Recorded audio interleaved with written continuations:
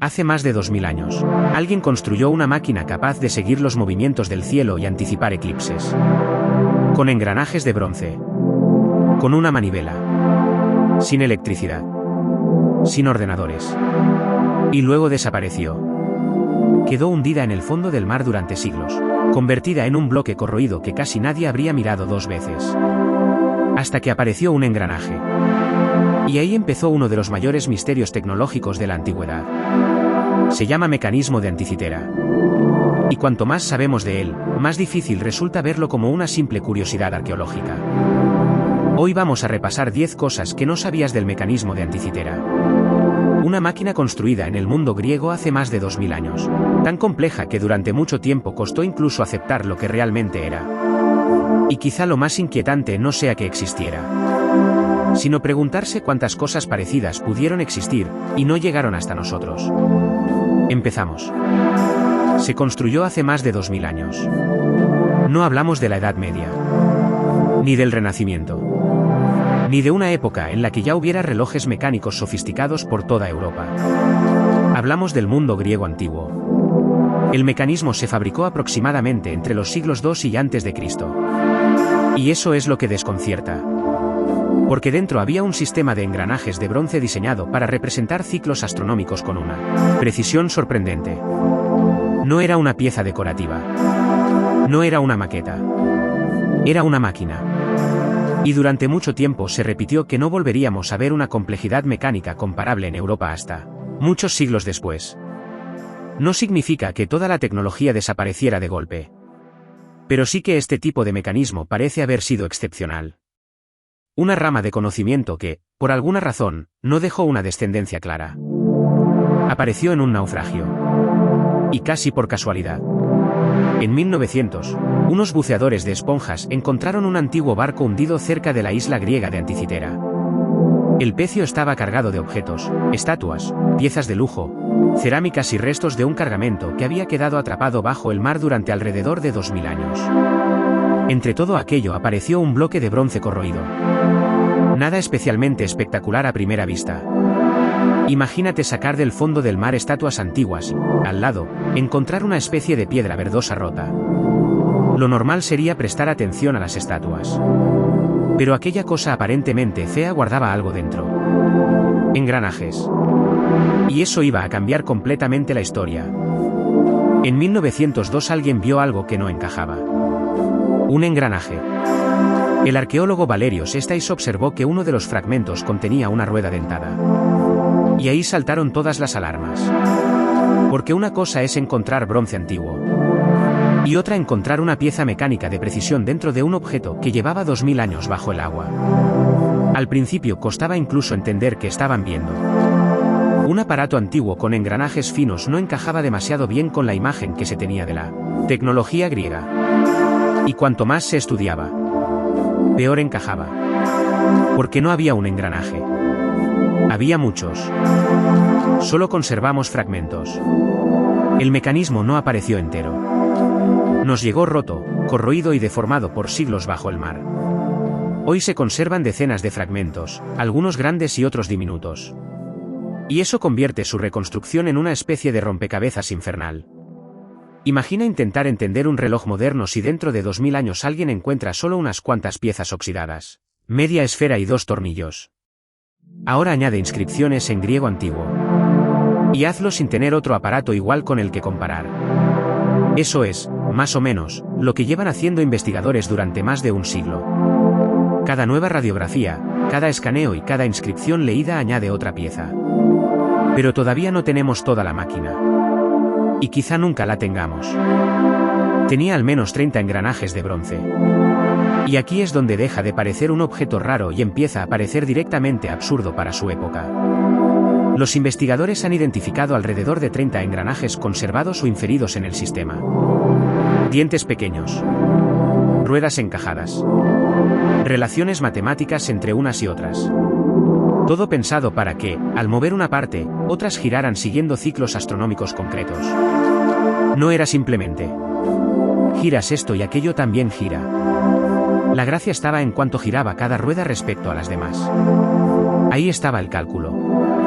El mecanismo convertía relaciones matemáticas del cielo en movimiento físico de metal. Una ecuación convertida en engranajes. Y eso, hace más de 2000 años, impresiona bastante. Funcionaba girando una manivela.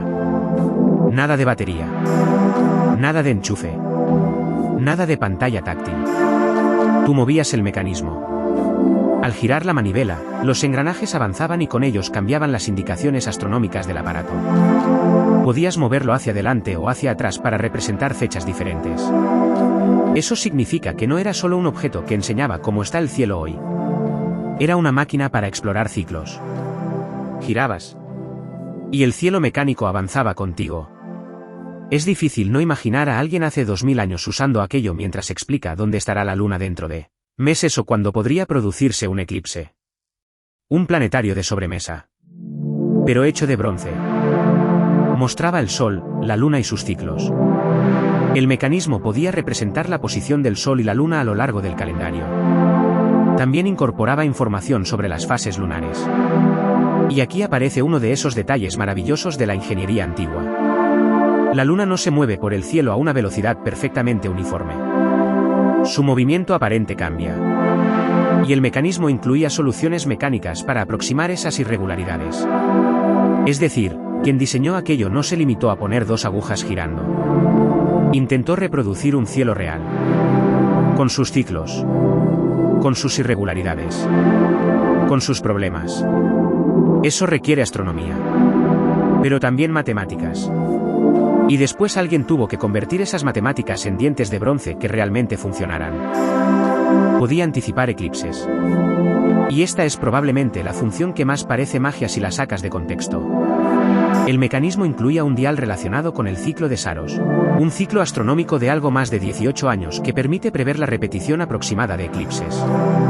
Los antiguos astrónomos conocían esos patrones. El mecanismo los convirtió en una herramienta mecánica. Giras la manivela. Avanzas en el calendario. Y la máquina te señala periodos en los que podían producirse eclipses. Hoy nos parece normal porque tenemos aplicaciones que te dicen hasta a qué segundo mirar al cielo. Pero hace 2000 años, una caja de bronce capaz de convertir ciclos astronómicos en una predicción visual debía parecer casi sobrenatural, aunque detrás no hubiera magia. Solo conocimiento. Que a veces es más impresionante. También llevaba un calendario de competiciones deportivas. Porque aparentemente predecir eclipses no era suficiente.